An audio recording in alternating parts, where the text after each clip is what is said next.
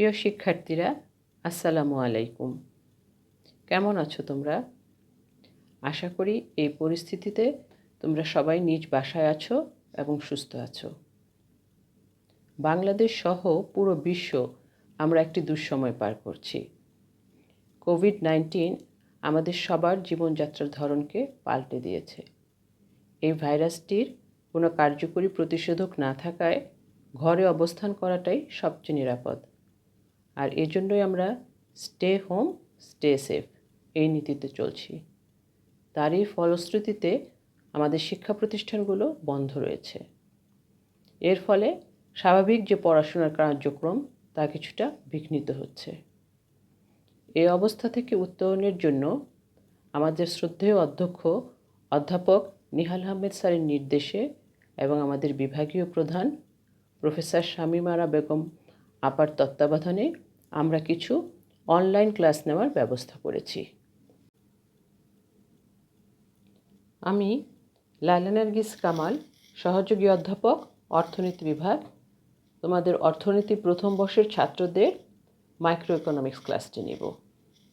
আমাদের কলেজ যখন খোলা ছিল আমরা মাইক্রো ইকোনমিক্সের প্রথম 2টি চ্যাপ্টার পড়ে শেষ করিয়েছি। প্রথম চ্যাপ্টারটি ছিল আমাদের সূচনা অধ্যায় এবং দ্বিতীয়টি ছিল চাহিদা এবং যোগান। আজ আমি তোমাদেরকে পড়াবো চাহিদা এবং যোগানের স্থিতিস্থাপকতা। এই চ্যাপ্টারটি আমাদের তৃতীয় চ্যাপ্টার। এই চাহিদা এবং যোগানের স্থিতিস্থাপকতা সম্পর্কিত প্রথম ক্লাসটি আজকে আমরা নিচ্ছি। চাহিদা এবং যোগানের স্থিতিস্থাপকতায় আজকের ক্লাসে আমরা জানব স্থিতিস্থাপকতা, চাহিদার স্থিতিস্থাপকতা এবং চাহিদার দাম স্থিতিস্থাপকতা। আমরা প্রথমেই জানব স্থিতিস্থাপকতা বিষয়টি কী আসলে। স্থিতিস্থাপকতা বা ইলাস্টিসিটি হচ্ছে রেসপন্সিভনেস টু চেঞ্জ, অর্থাৎ পরিবর্তনে সাড়া দেওয়ার মাত্রা। একটি জিনিস পরিবর্তিত হলে তার ফলে সম্পর্কিত অন্য যে জিনিসটি আছে সেটি কিভাবে সাড়া দেয় তাই আমরা পড়ি স্থিতিস্থাপকতায়, অর্থাৎ ইলাস্টিসিটি, রেসপন্সিভনেস টু চেঞ্জ। তাহলে একটি বিষয়ের পরিবর্তনের ফলে অন্য বিষয়টি কিভাবে সাড়া দেয় বা রেসপন্স করে তাই হচ্ছে স্থিতিস্থাপকতা। আমরা যদি স্বাধীন চলক এবং অধীন চলক এই দুটো জিনিস নিয়ে আলোচনা করি তাহলে বলবো স্বাধীন চলকের শতাংশিক পরিবর্তনের ফলে অধীন চলকের যে শতাংশিক পরিবর্তন ঘটে এই দুয়ের অনুপাতকেই বলা হয় স্থিতিস্থাপকতা। আমরা একটি অপেক্ষকের মাধ্যমে এই বিষয়টি একটু বুঝতে চেষ্টা করি। ধরি একটি অপেক্ষক y is the function of x। এখানে x স্বাধীন চলক এবং y অধীন চলক। এখন এর যদি আমরা স্থিতিস্থাপকতা নির্ণয় করতে চাই তাহলে আমাদের y এর শতকরা পরিবর্তন ডিভাইডেড বাই x এর শতকরা পরিবর্তন এটি নির্ণয় করতে হবে। এখন y এর শতকরা পরিবর্তনটা আমরা কিভাবে বের করব তা করার জন্য আমাদের করতে হবে del y by y into 100 divided by x এর শতকরা পরিবর্তন বের করব। তার জন্য আমরা কি করব del x divided by x into 100। তাহলে আমাদের সূত্রটি দাঁড়াচ্ছে স্থিতিস্থাপকতা বা elasticity E equal to del y by y into x by del x। এখানে যে আমরা চিহ্নগুলো ব্যবহার করেছি তার পরিচয়গুলো আমরা একটু এখন জানি। প্রথমে আসছে আমাদের E স্থিতিস্থাপকতাকে নির্দেশ করছে। এরপরে আসছে del x অর্থাৎ x এর পরিবর্তন, প্রাথমিক x এবং পরবর্তীত x এই দুইয়ের মাঝখানে যে পার্থক্য সেটি আমরা del x দ্বারা বুঝিয়ে থাকি। এরপর আসছে আমাদের del y এর পরিবর্তন, x প্রাথমিক x এবং y হচ্ছে প্রাথমিক y। তাহলে স্থিতিস্থাপকতা বিষয়টি কি আমরা কিন্তু বুঝে ফেলতে পেরেছি এতক্ষণে যে স্বাধীন চলক এবং অধীন চলক যদি থাকে স্বাধীন চলকের শতাংশিক পরিবর্তনের ফলে অধীন চলকের যে শতকরা পরিবর্তন ঘটে এই দুইয়ের অনুপাতকেই বলা হচ্ছে স্থিতিস্থাপকতা। এখন কথা হচ্ছে আমরা কেন চাহিদা এবং যোগানের স্থিতিস্থাপকতা বিষয়টি পড়ব। আমরা যখন দ্বিতীয় অধ্যায়ে চাহিদা এবং যোগান পড়েছি, তো সেখানে একটি বিষয় ছিল চাহিদা বিধি। এই চাহিদা বিধিতে বলা হয়েছিল অন্যান্য অবস্থা অপরিবর্তিত থেকে যদি কোনো দ্রব্যের দাম বৃদ্ধি পায় তবে সেই দ্রব্যের চাহিদা কমে, আর যদি দাম কমে যায় তাহলে সেই দ্রব্যের চাহিদা বাড়ে। অর্থাৎ দামের পরিবর্তনের ফলে চাহিদার যে পরিবর্তন হয় এর একটা ইঙ্গিত আমরা কিন্তু চাহিদা বিধিতে পেয়েছি। কিন্তু দামের ঠিক কতখানি পরিবর্তনে চাহিদার ঠিক কতখানি পরিবর্তন হয় এটি কিন্তু আমরা চাহিদা বিধি থেকে জানতে পারিনি। এটি জানার জন্যই আমাদের স্থিতিস্থাপকতা পড়তে হবে। অর্থাৎ দামের পরিবর্তনের ফলে চাহিদার পরিমাণের ঠিক কতখানি পরিবর্তন হলো তা পরিমাপ করার জন্যই আমরা কিন্তু স্থিতিস্থাপকতাটি পড়ব। এবং এই স্থিতিস্থাপকতার ব্যবহারটি আমরা অর্থনীতিতে বিভিন্ন জায়গায় দেখব। কর নির্ধারণ করার ক্ষেত্রে আমরা দেখব এটি আমাদের আমদানি রপ্তানি দ্রব্যের শুল্ক নির্ধারণের জন্য, কিংবা কৃষি দ্রব্যের যে দাম উঠানামা করেছে সেসবগুলো বিশ্লেষণের জন্য আমরা এই দাম স্থিতিস্থাপকতা বা স্থিতিস্থাপকতা সম্পর্কে ধারণা লাভ করে থাকি। এখন চলো আমরা প্রথমে একটু জানি চাহিদার স্থিতিস্থাপকতা কী। চাহিদার স্থিতিস্থাপকতা বলতে আমরা বুঝি যে চাহিদা অপেক্ষকের বিবেচিত স্বাধীন চলকের শতাংশিক পরিবর্তনের ফলে বিবেচ্য দ্রব্যের চাহিদার পরিমাণের যে শতাংশিক পরিবর্তন হয় এই দুইয়ের অনুপাতই হচ্ছে আমাদের চাহিদার স্থিতিস্থাপকতা। অর্থাৎ আমরা এটিও যদি সূত্রের মাধ্যমে একটু দেখি যে চাহিদার স্থিতিস্থাপকতা ইকুয়াল টু বিবেচ্য দ্রব্যের চাহিদার পরিমাণের শতাংশিক পরিবর্তন ডিভাইডেড বাই চাহিদা অপেক্ষকের বিবেচিত স্বাধীন চলকের শতাংশিক পরিবর্তন। এই দুইয়ের অনুপাত থেকে আমরা বের করে আনতে পারি চাহিদার স্থিতিস্থাপকতা। এখানে চাহিদা অপেক্ষকের বিবেচিত স্বাধীন চলক একটি কথা বলা হয়েছে। এই স্বাধীন চলক বলতে এখানে আমরা বিবেচনা করি দ্রব্যের নিজ দাম, আয় এবং সম্পর্কযুক্ত দ্রব্যের দাম। অর্থাৎ চাহিদা অপেক্ষকের স্বাধীন চলকগুলো হচ্ছে দ্রব্যের নিজ দাম, আয় এবং সম্পর্কযুক্ত দ্রব্যের দাম। এই দ্রব্যের নিজ দাম, আয় এবং সম্পর্কযুক্ত দ্রব্যের দাম তার উপরে ভিত্তি করে আমাদের চাহিদার স্থিতিস্থাপকতাকে আমরা কয়েকটি ভাগে ভাগ করতে পারি। সেগুলো কি? প্রথমটি হচ্ছে আমার চাহিদার দাম স্থিতিস্থাপকতা, দ্বিতীয়টি হচ্ছে চাহিদার আয় স্থিতিস্থাপকতা এবং তৃতীয়টি হচ্ছে চাহিদার আড়াআড়ি স্থিতিস্থাপকতা। তাহলে এখন চলো আমরা একটু জানি এইগুলো কোনটি কাকে কি বলে। প্রথমে আসছে চাহিদার দাম স্থিতিস্থাপকতা। অন্যান্য চলক স্থির ধরে দ্রব্যটির নিজ দামের শতাংশিক পরিবর্তন ও চাহিদার পরিমাণে শতাংশিক পরিবর্তন যখন বিবেচনা করা হয় তখন তাকেই আমরা বলি চাহিদার দাম স্থিতিস্থাপকতা। এরপর আসছে আমাদের চাহিদার আয় স্থিতিস্থাপকতা। অন্যান্য চলক স্থির ধরে ভোক্তার আয়ের শতাংশিক পরিবর্তন এবং তার সঙ্গে সম্পর্ক রেখে দ্রব্যের চাহিদার পরিমাণে শতাংশিক পরিবর্তন বিবেচনা করা হয় তাকেই আমরা বলি চাহিদার আয় স্থিতিস্থাপকতা। এবং তৃতীয়টি ছিল আমাদের চাহিদার আড়াআড়ি স্থিতিস্থাপকতা। অন্যান্য চলক স্থির ধরে সম্পর্কযুক্ত অন্য দ্রব্যের দামের শতাংশিক পরিবর্তনের দ্বারা বিবেচ্য দ্রব্যটির চাহিদার পরিমাণে যে শতাংশিক পরিবর্তন হয় তাকে আমরা বলি চাহিদার আড়াআড়ি স্থিতিস্থাপকতা। অর্থাৎ তাহলে আমরা এখানে আমাদের যে স্বাধীন দ্রব্যগুলো ছিল তার পরিপ্রেক্ষিতে স্বাধীন দ্রব্যগুলোর বিবেচনায় যে তিন ধরনের স্থিতিস্থাপকতা আমরা পেলাম সেগুলো হচ্ছে চাহিদার দাম স্থিতিস্থাপকতা, চাহিদার আয় স্থিতিস্থাপকতা এবং চাহিদার আড়াআড়ি স্থিতিস্থাপকতা। এখন আজকের ক্লাসে আমরা চাহিদার দাম স্থিতিস্থাপকতা সম্পর্কে একটু বিস্তারিত আলোচনা করব। চাহিদার দাম স্থিতিস্থাপকতার ক্ষেত্রে বলা হয় যে কোনো ক্রেতার আয়, রুচি এবং পছন্দ এবং সংশ্লিষ্ট দ্রব্যের দাম স্থির থেকে যদি নিজের দামের পরিবর্তন হয় এবং তার ফলে চাহিদার যে সাড়া দেওয়ার মাত্রা সেটাকে আমরা বলি চাহিদার দাম স্থিতিস্থাপকতা। অর্থাৎ দাম যখন পরিবর্তন হয় তখন কিন্তু সকল দ্রব্যের পরিমাণের পরিবর্তন যে হয় তার মাত্রাটা সমান থাকে না। কোনো দ্রব্যের ক্ষেত্রে সেটি হয় বেশি, কোনো দ্রব্যের ক্ষেত্রে হয় সেটা কম। অর্থাৎ একই শতাংশিক দাম পরিবর্তনের ফলে লবণের ক্ষেত্রে যে পরিবর্তন হবে একটি বিলাসজাত দ্রব্যের ক্ষেত্রে সেই পরিবর্তন কিন্তু হবে না। দামের সামান্য পরিবর্তন হলো তাহলে দেখা যাবে যে লবণ ক্রয়ের ক্ষেত্রে কোনো প্রভাব কিন্তু সেখানে পড়বে না, কিন্তু একটি বিলাসজাত দ্রব্যের ক্ষেত্রে সেই একই শতাংশিক মাত্রার যদি পরিবর্তন হয় তারপরেও কিন্তু ক্রয়ের ক্ষেত্রে একটা বিশাল পরিবর্তন হয়ে যাবে। সুতরাং বলা যায় যে দামের আপেক্ষিক বা শতাংশিক পরিবর্তনের ফলে চাহিদার যে আপেক্ষিক বা শতাংশিক পরিবর্তন হয় এই দুয়ের অনুপাতকে আমরা বলছি চাহিদার দাম স্থিতিস্থাপকতা। তাহলে জিনিসটা কি বোঝা যাচ্ছে?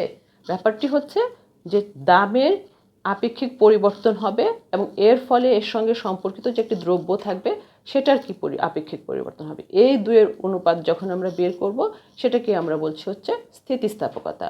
এই স্থিতিস্থাপকতাটি আসলে আমাদের বিভিন্ন দ্রব্যের ক্ষেত্রে আমরা স্থিতিস্থাপকতার মান জেনে দ্রব্যটি কেমন সেই মন্তব্যটাও করতে পারি যে এই দ্রব্যটি কি নিত্য প্রয়োজনীয় নাকি অন্য ধরনের।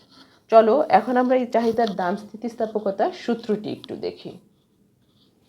চাহিদার দাম স্থিতিস্থাপকতা ইকুয়াল টু চাহিদার শতাংশিক পরিবর্তন ডিভাইডেড বাই দামের শতাংশিক পরিবর্তন। এখন আমরা চাহিদার শতাংশিক পরিবর্তন বের করার জন্য কি করব? চাহিদার পরিবর্তনের পরিমাণ ডিভাইডেড বাই প্রাথমিক চাহিদা ইন্টু 100 ভাগ দামের শতাংশিক পরিবর্তন। এখন দামের শতাংশিক পরিবর্তন কিভাবে বের করব? দামের পরিবর্তনের পরিমাণ ডিভাইডেড বাই প্রাথমিক দাম ইন্টু 100। এটিকে একটু গুছিয়ে আমরা লিখি। চাহিদার পরিবর্তনের পরিমাণ বা ডেল কিউ ডিভাইডেড বাই প্রাথমিক চাহিদা কিউ ইন্টু প্রাথমিক দাম পি ডিভাইডেড বাই দামের পরিবর্তনের পরিমাণ ডেল পি। এখানে ভাগ চিহ্ন থেকে ইন্টু চিহ্ন আসার জন্য যেটি উল্টে গিয়েছে এটাই আশা করি আমাদের সব ছাত্ররাই খুব ভালো জানে। তাহলে আমরা এটা সাংকেতিক চিহ্নের মাধ্যমে একটু লিখি। Elasticity of price equal to del Q by del P into P by Q. তাহলে এটি হচ্ছে আমাদের চাহিদার স্থিতিস্থাপকতার সূত্র। Elasticity of price equal to del Q by del P into P by Q. এখানে ইলাস্টিসিটি অফ প্রাইস বা EP equal to চাহিদার দাম স্থিতিস্থাপকতা, ডেল কিউ চাহিদার পরিবর্তনের পরিমাণ, ডেল পি দামের পরিবর্তনের পরিমাণ, কিউ প্রাথমিক চাহিদা এবং পি প্রাথমিক দাম। আচ্ছা, এই যে সূত্রটা আমরা পেলাম এটা দিয়ে আমরা কি করব?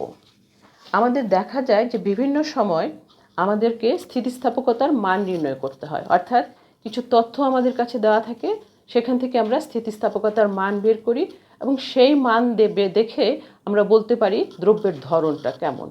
তাহলে চলো একটি ছোট্ট উদাহরণের মাধ্যমে আজকে আমরা একটা স্থিতিস্থাপকতার মান বের করি। আমাদের এখানে দেওয়া আছে প্রাইস এবং কোয়ান্টিটি। প্রাইস যখন 10 কোয়ান্টিটির পরিমাণ হচ্ছে 100, প্রাইস যখন 9 কোয়ান্টিটির পরিমাণ হচ্ছে 120। এই তথ্য থেকে আমাদের স্থিতিস্থাপকতার মান বের করতে হবে। তো আমরা স্থিতিস্থাপকতার মান বের করার সময় প্রথমে একবার দেখলাম যে পরিমাণের শতাংশিক পরিবর্তন ডিভাইডেড বাই দামের শতাংশিক পরিবর্তন সরাসরি এভাবেও বের করতে পারি, আবার সূত্রের মাধ্যমেও বের করতে পারি। প্রথমে আমরা সরাসরি বের করি। তাহলে প্রথম বের করতে হবে আমার দামের শতাংশিক পরিবর্তন। এখানে আমাদের যে পরিবর্তনের পরিমাণ সেটা হচ্ছে দাম প্রথমে ছিল 10 তারপরে হয়েছে 9, সুতরাং এখানে হচ্ছে 9 মাইনাস 10 ইকুয়াল টু -1 এবং প্রাথমিক দামের পরিমাণ হচ্ছে 10 এবং ইন্টু 100, তা থেকে আমরা পাচ্ছি -10। এরপরে আমরা বের করছি পরিমাণের শতাংশিক পরিবর্তন। এখানে প্রাথমিক চাহিদা ছিল 100, পরবর্তীতে চাহিদা হচ্ছে 120। তাহলে এখানে পরিবর্তনের পরিমাণ হচ্ছে 20, প্রাথমিক চাহিদা হচ্ছে 100 এবং ইন্টু 100, সে থেকে আমরা পাচ্ছি 20। সুতরাং আমাদের elasticity of price equal to 20 by -10 equal to -2। এখন এখানে আমরা স্থিতিস্থাপকতায় সবসময় ধনাত্মক মান গ্রহণ করি, সেই ক্ষেত্রে আমরা পরম মান ধরে নিয়ে ইলাস্টিসিটি অফ প্রাইস পেলাম হচ্ছে গিয়ে 2। এখন ঠিক এই তথ্যটি ব্যবহার করে আমরা যদি সূত্রে মানগুলো বসাই তাহলে রেজাল্টটি কেমন হয় সেটি এখন আমরা একটু দেখি। সূত্র অনুসারে আমরা এখানে জানি elasticity of price equal to del Q by del P into P by Q.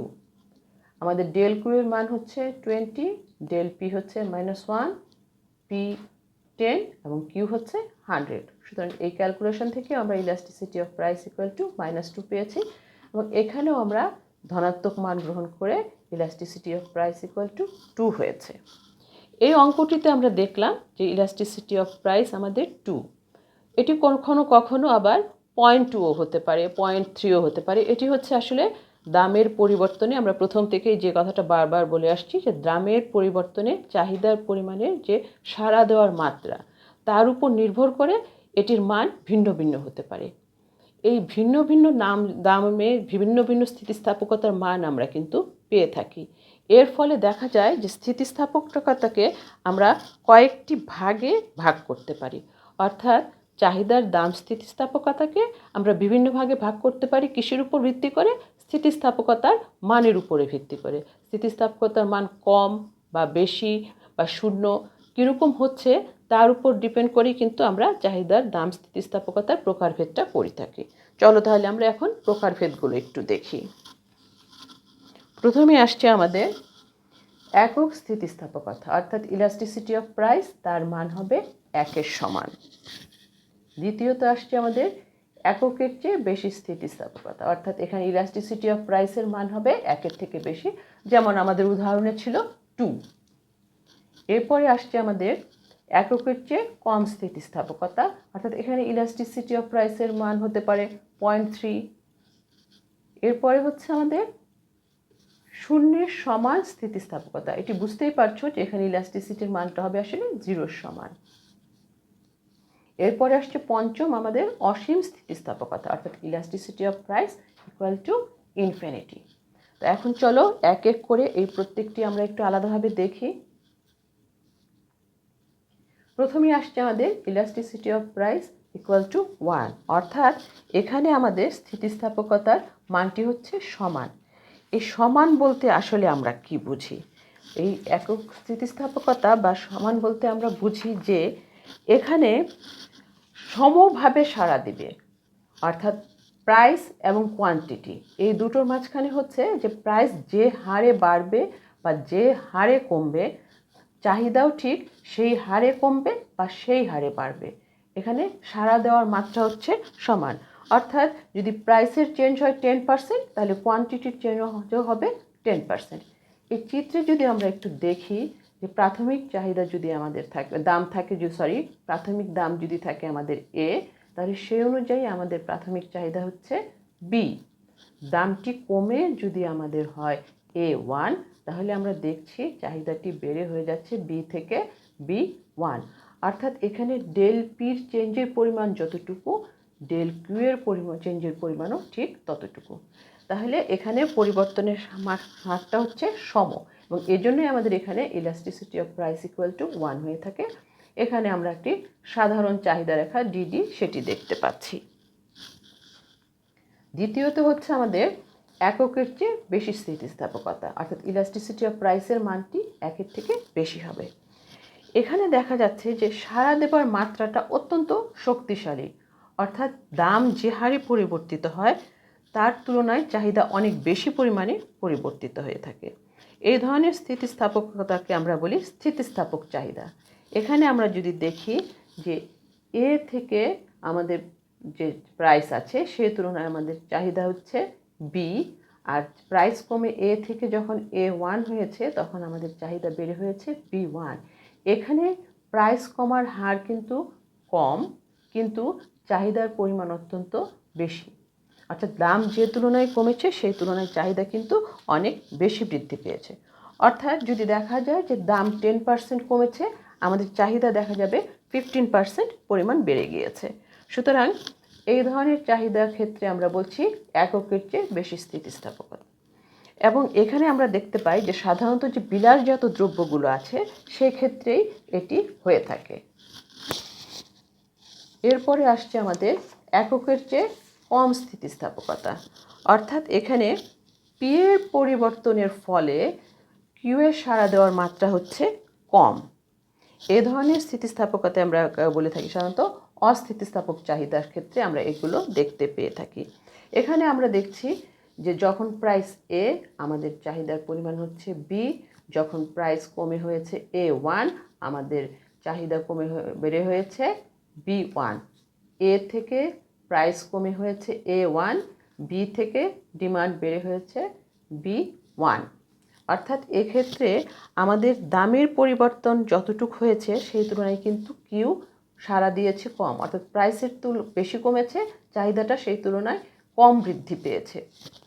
অর্থাৎ ধরে নিয়ে আমরা যদি প্রাইস 10% চেঞ্জ হয়, আমাদের চাহিদার পরিমাণের চেঞ্জ হচ্ছে হলো 8%। সুতরাং এই অবস্থাটা আমরা দেখতে পাই আমাদের প্রয়োজনীয় অর্থাৎ নিত্য প্রয়োজনীয় যে দ্রব্যগুলো আছে সেখানে আমরা এই ধরনের চাহিদা অর্থাৎ যার মানটা হয় কিনা স্থিতিস্থাপকতার মান হয় 1-এর চেয়ে কম।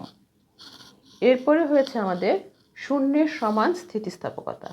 অর্থাৎ এখানে দামের পরিবর্তন হলেও অর্থাৎ প্রাইস আমরা যদি দেখি যে এ থেকে কমে A1 হয়েছে, সেখানে কিন্তু চাহিদার পরিমাণের কোনো পরিবর্তন হয়নি। অর্থাৎ ওডি এ যখন প্রাইস ছিল OA তখনও চাহিদা OD, যখন প্রাইস কমে হয়েছে O1 তখনও কিন্তু চাহিদার পরিমাণ হচ্ছে OD।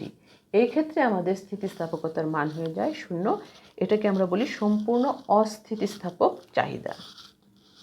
এরপরে রয়েছে আমাদের অসীম স্থিতিস্থাপকতা বা elasticity of price equal to infinity.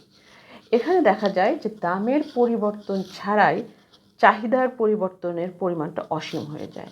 সেখানে যখন হয় তখনই আমরা বলি এটাকে অসীম স্থিতিস্থাপকতা। অর্থাৎ এই ধরনের স্থিতিস্থাপকতাকে আমরা বলি সম্পূর্ণ স্থিতিস্থাপক চাহিদা। এখানে দেখা যায় যে আসলে ওডি যে দামটি ছিল সেই দামটিতেই প্রথমে চাহিদা হচ্ছে OB এবং তার পরবর্তীতে দামের কোনো পরিবর্তন হয়নি, কিন্তু চাহিদা আরও বেড়ে OB1 হয়ে গিয়েছে।